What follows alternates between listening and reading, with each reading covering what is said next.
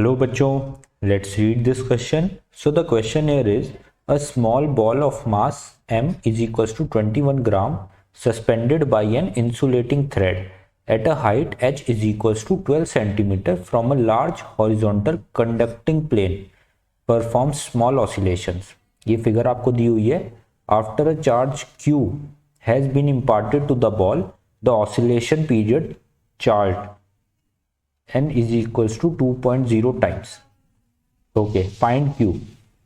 तो देखो आपको यहाँ पे क्वेश्चन में क्या चीज गिवन है.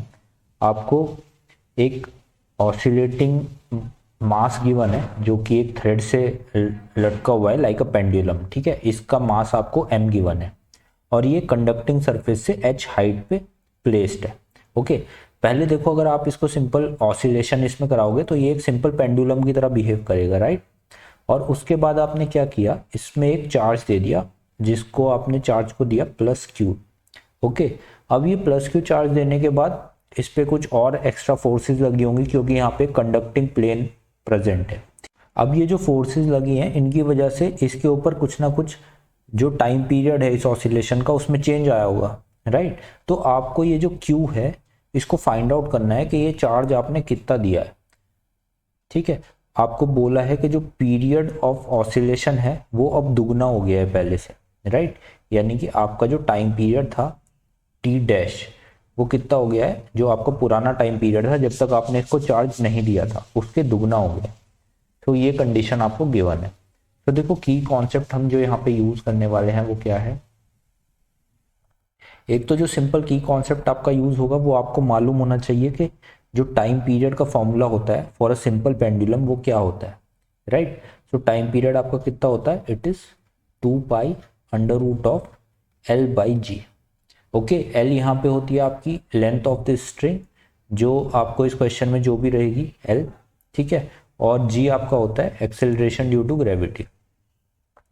अब देखो जब आपने इसके ऊपर प्लस क्यू चार्ज दे दिया होगा तो यहाँ पे एक और कॉन्सेप्ट आपका यूज होने वाला है कि अगर आपका कोई पॉइंट चार्ज प्लेस्ड है, प्लेस्ड नियर अ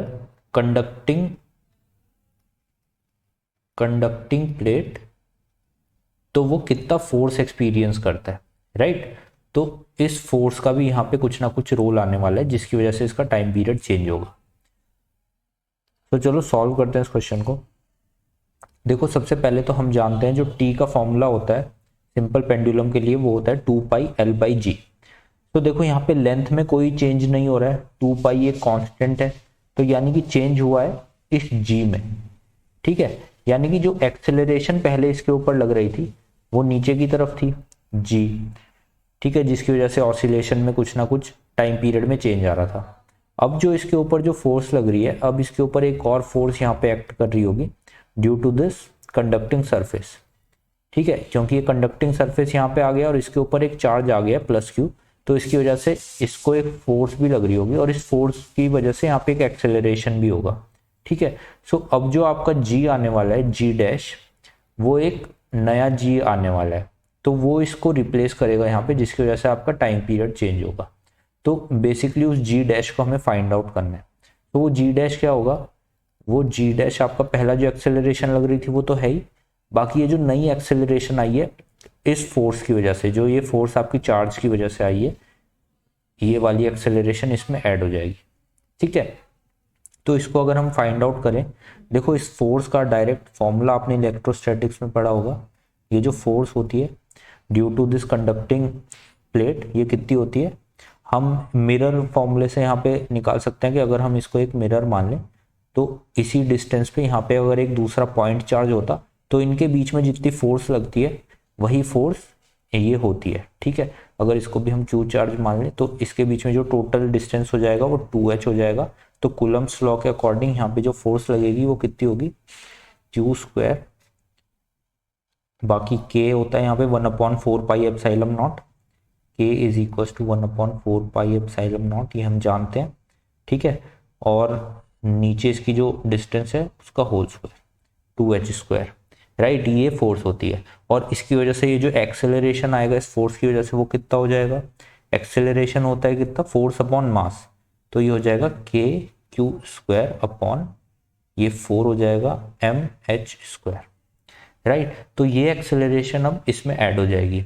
तो जो आपका नया टाइम पीरियड अब आने वाला है वो कितना हो जाएगा, that is 2 pi under root of L upon G plus ये एक्सेलरेशन जो आपकी आई है k⁴ अपॉन 4mh², राइट। अब देखो आपको यहाँ पे क्या क्या चीज़ें गिवन है। ये जो आपकी नई टी डैश आई है, ठीक है, ये टी डैश की वैल्यू आपको कितनी गिवन है कि ये जो टी थी उससे दुगनी हो गई है, राइट। तो आपकी टी कितनी थी, टी थी आपकी 2 pi under root of L/G, okay. और इसकी अब ये दुगनी हो गई है टी डैश, तो into 2 is equals to 2 pi under root of L upon G plus k⁴ by 4mh²। तो देखो आपको सारी वैल्यूज यहाँ पे गिवन है। ये जो 2 पाई है this is a constant, length से लेंथ यहाँ पे कैंसिल आउट हो जाएगी दोनों तरफ, राइट। बाकी 2 पाई भी आपका कैंसिल आउट हो जाएगा कांस्टेंट जो है। बाकी आपको g की वैल्यू मालूम है, ठीक है, यहाँ पे भी g की वैल्यू आपको मालूम है, k की वैल्यू हमें पता होती है, ठीक है। चार्ज हमें फाइंड आउट करना है इस इक्वेशन से। मास हमको क्वेश्चन में यहाँ पे गिवन है, मास कितना है, मास इज 21 ग्राम, राइट। बाकी h भी आपको गिवन है, h इज 12 सेंटीमीटर। तो सारी वैल्यूज आपको गिवन है। इस इक्वेशन से आप इजीली q की वैल्यू फाइंड आउट कर सकते हो। तो जब इसको आप सॉल्व करोगे कितना आएगा, this is 4h under root of k की वैल्यू अगर आप रख दोगे तो this is pi epsilon naught mg, ये 2 आपको गिवन है एंड यहाँ पे जो हम रख चुके हैं value, this is 2² minus 1, right. तो जब आप इसको सॉल्व करोगे पूरा तो ये सॉल्व करके कितना आने वाली है आपकी चार्ज की value, this is 2 micro coulomb. तो आपका जो आंसर आएगा ये चार्ज कितना है, this charge is 2 micro coulomb, okay. So I hope you understand this concept. Good luck.